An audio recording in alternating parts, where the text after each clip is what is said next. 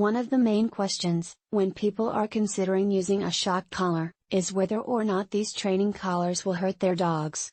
Modern shock collars often have up to 100 different levels of shock, or stimulation, for your dog. These shocks range from quite mild to pretty serious. The problem comes in when we're actually looking at behavior change. If your shock collar reduces your dog's behavior, stops barking, stops jumping, stops aggression, etc., it's punishment.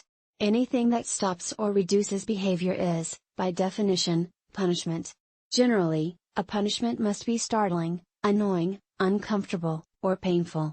Depending on the intensity of your shock collar's setting, this means that your shock collar might be painful for your dog.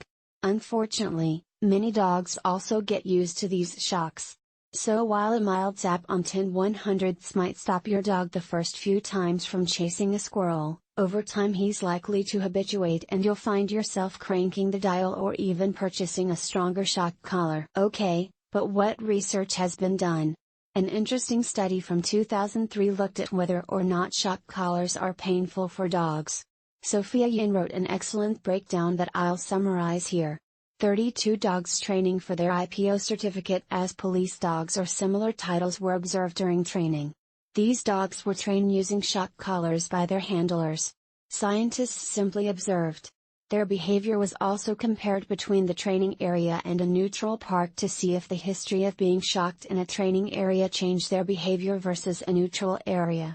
22 of 32 dogs lowered their body posture when shocked, a sign of fear and/or avoidance. 17 of 32 yelped and 13 of 32 squealed when shocked. Dogs that had been shocked previously showed more signs of fear and anxiety in the park situation than the control dogs. Yin. Dogs that had previously been shocked were more frightened on the training ground than in the park.